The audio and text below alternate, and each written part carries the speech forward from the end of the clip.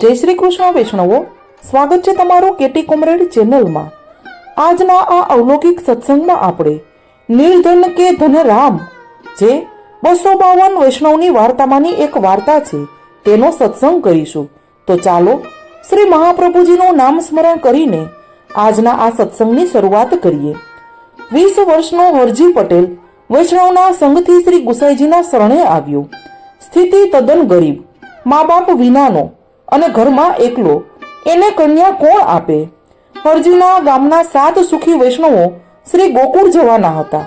હરજીએ વિચાર કર્યો, શ્રી ગુસાઈજીના દર્શન કરીએ ઘણો સમય થયો છે, સંગાથ છે તો હું પણ જઉં।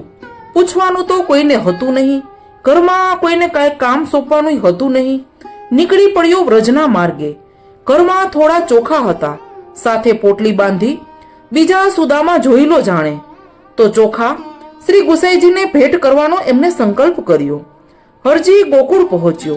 સાથેના વૈષ્ણવો શ્રીમંત હતા, સૌએ શ્રી ગુસાઈજીને સોનામહોરો ભેટ ધરી। તે જોઈને હરજીને પોતાના ચોખા ભેટ ધરતા ઘણો સંકોચ થયો। પોટલી છુપાવી રાખી હતી। શ્રી ગુસાઈજી તો અંતર્યામી, કરુણા નિધાન અને ભાવના ભૂખ્યા। તેમણે આજ્ઞા કરી, હરજી, જે સંકલ્પ કર્યો હોય તે પૂરો કર, તારી ભેટ લાવ। હરજી બોલ્યો, મહારાજ, આપના લાયક મારી પાસે કંઈ નથી। ત્યારે શ્રી ગુસાઈજીએ આજ્ઞા કરી, સંકોચ ન કર, ભેટમાં ભાવ પ્રધાન છે, એમનું મૂલ્ય નહીં। હરજીએ સંકોચાતા ચોખાની પોટલી કાઢી।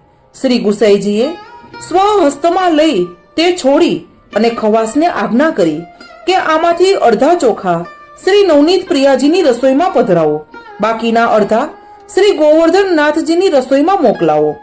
હરજી આવી કૃપાથી હરખાઈ ગયો। તે ગોકુળમાં રહ્યો।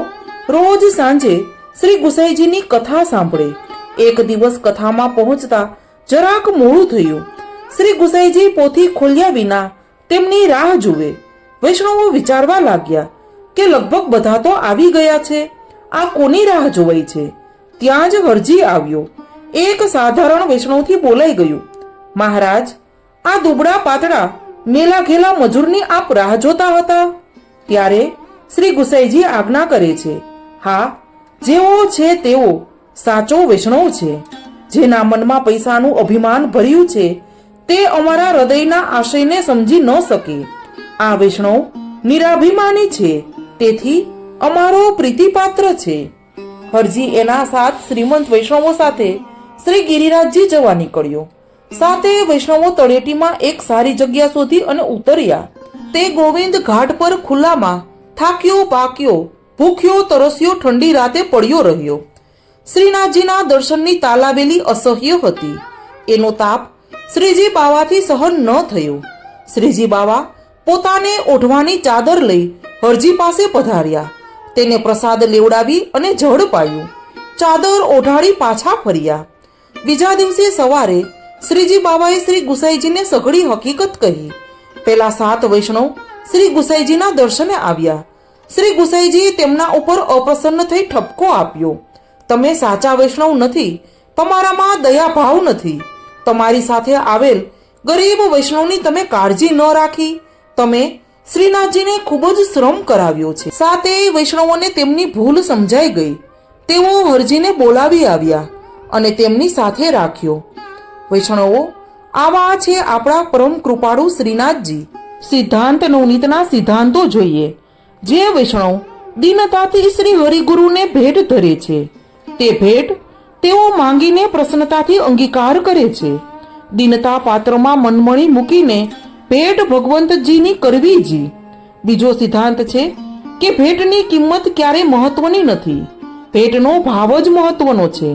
હરજીએ પોતાનું સર્વસ્વ જે ચોખા હતા તે ભેટ ધરી દીધા। બીજા વૈષ્ણવોએ એમની સંપત્તિના પ્રમાણમાં અલ્પ ભેટ ધરીને અભિમાન કર્યું। જે દીનતાવાળા શુદ્ધ હૃદયવાળા છે તે શ્રી મહાપ્રભુજી શ્રી ગુસાઈજીને અતિ પ્રિય છે। તેમના હૃદયમાં ભગવદાર્થ દ્રઢ રીતે ટકે છે। જેમને પૈસાનું અભિમાન છે તેઓ હૃદયથી ભગવદાર્થનું હાર્દ સમજી શકતા નથી। અહંકાર ભગવદ ધર્મમાં બાધક છે। વૈષ્ણવે જીવ માત્ર પર દયા રાખવી, કોઈના દુઃખનું કારણ ન બનવું, ગરીબ વૈષ્ણવની ઉપેક્ષા અને તિરસ્કાર કદાપી ન કરવા. તો વૈષ્ણવો, આવો છે આપણો પુષ્ટિ માર્ગ કે જેમાં ભાવ જ મુખ્ય છે. તો વૈષ્ણવો, આપણે આજના આ સત્સંગને શ્રી મહાપ્રભુજીના ચરણોમાં સમર્પિત કરીને અહીં પૂર્ણ કરીએ. સર્વે વૈષ્ણવોને મારા જય શ્રી કૃષ્ણ.